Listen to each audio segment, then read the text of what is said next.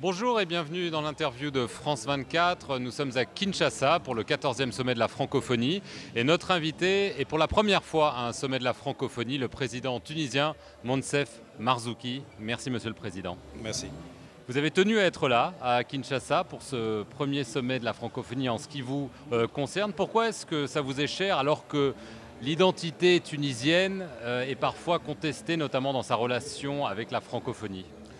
Parce que tout le monde sait en Tunisie que je suis profondément attaché à l'identité arabo-musulmane. Donc personne ne peut si vous voulez, me traiter d'oncle-Tom ou de quelque chose comme ça. Donc c'est parce que je suis absolument sûr de à la fois de mon appartenance et à la fois du fait que les gens le savent, que je me dis il est important pour la Tunisie de participer au maximum si vous voulez, d'espace commun. Parce que pour moi la Tunisie elle est arabo-musulmane, certes, mais elle est africaine et elle est euro-méditerranéenne d'une certaine façon. Or, la dimension africaine a été complètement délaissée et la dimension méditerranéenne, euro-méditerranéenne a été plus ou moins amoindrie. Or, moi je pense que la richesse de la Tunisie, c'est à la fois de s'assumer en tant que pays arabo-musulman et en même temps de s'ouvrir aux autres espaces, à l'espace africain. Il se trouve que le français est l'un des véhicules majeurs pour entrer donc dans cet espace et que de toutes les façons nos relations avec l'Europe sont structurelles depuis la haute antiquité. Donc il faut que les Tunisiens s'acceptent dans leur triple dimension. Ils sont arabo-musulmans, ils sont méditerranéens, ils sont africains. Il va falloir qu'ils fassent avec cette identité complexe mais riche. Est-ce qu'on se rend populaire en Tunisie aujourd'hui en se déclarant francophone et francophile ? Non. Non, certainement pas. Mais moi j'assume, vous savez, moi j'ai jamais cherché vous savez, même dans mon arabité, je me suis toujours fait attaquer par les nationalistes arabes parce que pour moi, l'unité arabe, ce n'est plus du tout ce qu'ont imaginé les bassistes dans le temps. C'est beaucoup plus quelque chose, c'est une association d'États indépendants et de peuples libres à l'image de l'Union européenne. Et donc cette façon d'être arabe ne colle absolument pas avec la vision des nationalistes. Mais bon, j'ai toujours assumé d'être un peu à part, mais en fin de compte, je pense que j'exprime aussi une certaine vérité de l'histoire et de la géographie et que tout le monde sera obligé de reconnaître. Alors, je vais vous poser des questions un petit peu sur la Tunisie. Il y a beaucoup de discussions sur l'Assemblée nationale constituante qui devait normalement rendre un projet de constitution le 23 octobre. Apparemment, ça va être prolongé, d'après son président, M. Ben Jaafar. Est-ce que ça vous inquiète que la constitution ne soit pas prête à temps ? J'ai toujours dit l'année dernière, quand j'étais en campagne électorale, j'ai dit nous ne pouvons pas écrire une constitution en une année, c'est une aberration, surtout qu'on va demander à l'Assemblée constituante d'être aussi un parlement, c'est-à-dire de légiférer, de voter le budget, et que c'était absolument aberrant, qu'il nous fallait 3 ans. On n'a pas voulu me croire, et maintenant les gens sont obligés de croire parce que la vérité était là. Donc là, ce qu'il va falloir, c'est de rassurer le pays sur le fait que la Constitution est sur la bonne voie, et elle l'est. Nous sommes en train de... Si vous voulez, d'une certaine façon, la pression qu'a exercée l'opposition a eu du bon d'une certaine façon. Parce qu'elle nous a obligés, c'est-à-dire les gens de la Troïka, à accélérer leurs discussions. Alors quand est-ce qu'on peut espérer un projet ? M. Ben Jaafar dit... Mois de novembre, discussion décembre, janvier. Je ne veux absolument pas donner de date parce que malheureusement ça ne dépend pas de moi. Ce que je peux vous dire, c'est ce que moi j'aimerais. Ce que moi j'aimerais, c'est que pour le 2e anniversaire de la Révolution, pour le 14 janvier, l'Assemblée constituante fasse un cadeau à la Tunisie de cette constitution. En 3 mois, on est capable d'écrire. Et ce que j'aimerais, c'est qu'il y ait le plus rapidement possible des élections, c'est-à-dire au mois d'avril, mais au plus tard avant l'été, pour que nous puissions enfin régler ce problème, si vous voulez, de cette phase intermédiaire, parce que c'est une constante. C'est néfaste, cette période d'entre-deux ? Absolument. Je veux dire que nous avons commis, à mon avis, une erreur magistrale, c'est d'avoir fait 2 périodes intérimaires. Il aurait fallu qu'une seule. Or, on en a fait 2.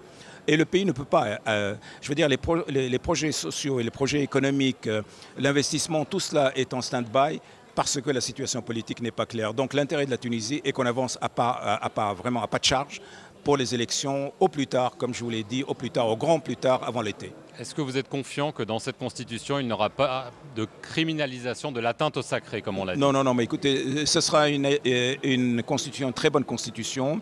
Nos amis d'Ennahda ont accepté un certain nombre de compromis parce que sinon c'est celui-là parce que sinon c'est le référendum. Or le référendum c'est encore prolonger la phase intermédiaire et encore plus plonger le pays dans ses difficultés sociales et économiques. Ça aurait été irresponsable de vouloir aller jusque-là.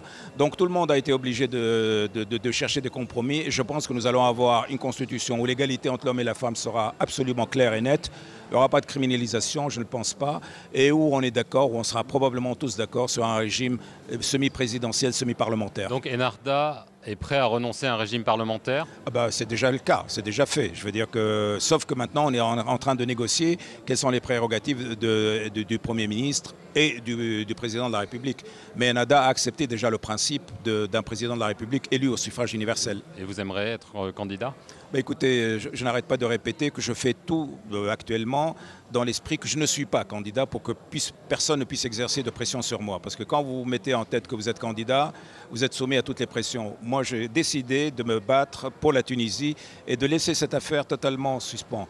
Et je me déciderai 15 jours avant les échéances, en fonction de la situation politique, en fonction des pouvoirs qui seront dévolus au président de la République, en fonction de plein de critères familiaux, personnels, etc. Donc pour le moment, c'est vraiment pas mon problème. Alors, Ennahdha, on en a parlé. Est-ce que vous avez vu, ou j'imagine vous avez eu vent de ces vidéos, de ces conversations de Rached Ghannouchi, le leader? Oui. Il y a eu beaucoup de critiques. On estime que les islamistes avancent voilés et que c'en est la preuve. Est-ce que vous partagez ce point de vue? Ça me pose un grand problème parce qu'encore une fois, l'accord qui a été fait avec M. Ghannouchi et les islamistes, c'est que l'expérimentation faite en Tunisie, ce sont des islamistes modérés, des laïcs modérés qui travaillent ensemble pour construire ensemble un État démocratique, une société plurielle et par éliminer les extrémistes laïcs et les extrémistes religieux qui constituent un danger pour l'Union nationale. Tel était le projet. Si ce projet-là est remis en cause, je le regretterai beaucoup, mais j'espère qu'il ne l'est pas. Mais il va falloir que je demande quand même aux islamistes maintenant, une fois pour toutes, de mettre noir sur blanc leurs engagements, de telle façon que ces petites phrases et ces vidéos qui apparaissent, et on ne sait pas trop pour qui, comment. Et je sais que d'ailleurs que M. Ghannouchi s'est fait couper quelques autres passages où il parle quand même des libertés. Mais malgré tout, ça vous inquiète. Est-ce que vous avez l'impression que quand vous parlez avec lui et qu'il vous regarde dans les yeux, il dit la vérité? Bah, écoutez, pour le moment, moi je suis un homme de bonne foi. Quand je travaille avec les gens, je veux qu'ils le soient. Mais de toute façon, maintenant, je vais exiger quand même que les choses soient écrites noir sur blanc, qu'il y ait des engagements écrits, solennels et devant tout le monde, de telle façon qu'il n'y ait plus de petites phrases, ni des choses dites derrière le dos. En tout cas, moi je peux vous dire une chose, c'est que moi j'ai toujours pensé ce que j'ai dit et j'ai dit toujours ce que j'ai pensé. Et il va falloir que les gens se mettent aussi à cette école. Est-ce que vous pensez, comme vous êtes franc, que les salafistes, notamment on a parlé de Abou Iyab, ont une sorte d'impunité en Tunisie, que le pouvoir laisse faire? Non, je ne parle pas d'impunité, mais je dirais qu'il y a une espèce de crainte à rentrer dans ce qui pourrait être un piège. Parce qu'une fois que vous commencez la répression, vous ne savez pas du tout comment les gens vont, etc., vont réagir. Or, tout cela, dans une phase quand même qui est une phase extrêmement délicate, fait que le gouvernement hésite. Je ne pense pas que c'est un problème d'impunité, je pense que c'est un problème de calcul de risque. Or, moi, j'ai toujours dit qu'il faut prendre les risques, parce que, vous savez, j'ai pris le risque de discuter avec ce qu'on pourrait appeler les salafistes non violents. Parce que pour moi, le salafisme lui-même est un spectre. Et dans ce spectre-là, vous avez des salafistes qui vous disent, nous, ce qu'on veut, c'est tout simplement promouvoir nos idées. Je leur ai dit, ok, vous pouvez... n'obligez pas les gens à être comme vous par aucune coercition morale, et deux, certainement pas la force. Donc, il va falloir justement que ces salafistes non djihadistes, non terroristes, non violents, qu'on les accepte comme part de la société, parce que de toutes les façons, la société est plurielle. Mais que l'autre partie, il va falloir effectivement que la loi s'applique à eux, et dans le cadre des respects. Applique la loi de façon rigoureuse, stricte, quand il s'agit des salafistes, ou est-ce que, sans en discuter, il leur laisse une porte de sortie? Ce n'est pas Ennahdha qui gouverne. Ce qui gouverne, c'est une coalition dont le parti Ennahdha, dont un représentant du parti d'Ennahdha. Et le ministre de l'Intérieur. Et le ministre de l'Intérieur. Et moi, dans cette configuration qui est un partage du pouvoir, je n'arrête pas de dire au gouvernement, il va falloir trancher dans le vif, parce que plus vous reculez, notamment dans le face-à-face, à la limite, ne pas prendre de risque, ça devient un risque majeur. Mais je sais très bien qu'il va y avoir un risque, parce qu'il peut y avoir à la fois un retour du bâton, parce qu'il peut y avoir des dépassements, parce qu'il peut y avoir des excès. Et ce sont des risques qu'il va falloir assumer et gérer. Vous ne diriez pas quand même qu'on parle de guerre civile à l'horizon? Non, absolument pas. Vous savez, déjà les salafistes eux-mêmes sont une minorité, et les salafistes djihadistes, c'est une minorité dans la minorité. Donc je ne crains absolument pas de... Ce que je crains, c'est la capacité incroyable que ces gens peuvent... C'est-à-dire leur capacité de faire du tort à l'image de la Tunisie. Moi, je suis désolé, mais quand la presse française parle actuellement de la Tunisie, on a l'impression qu'il n'y a que du salafisme. Encore une fois, les salafismes, c'est une minorité dans la minorité. Mais l'effet des médias, la réverbération faite par les médias est telle qu'on a l'impression qu'il n'y a que ça en Tunisie. Non, ils sont 3000. Alors, à propos de loupe médiatique, on a beaucoup évidemment parlé de cette histoire de femmes violées par des policiers qui est devant la justice pour atteinte à la pudeur. Ça a choqué l'Occident, à juste raison. Non, mais attendez, ça a choqué les Tunisiens, hein, avant de choquer l'Occident. Ça m'a profondément possible, choqué. Alors mais écoutez, vous savez, dans n'importe quel pays du monde, vous avez des policiers ripoux. Et ces policiers ripoux se sont débrouillés par peur de porter l'affaire devant la justice, et la justice, je dirais, a fait son truc mécaniquement. Mais où voyez-vous, dans quel pays du monde, une femme violée par des policiers ripoux susciter une telle désapprobation dans le sein du pays, et que le président de la République lui-même convoque cette pauvre fille avec son fiancé et leur présente les excuses de l'État.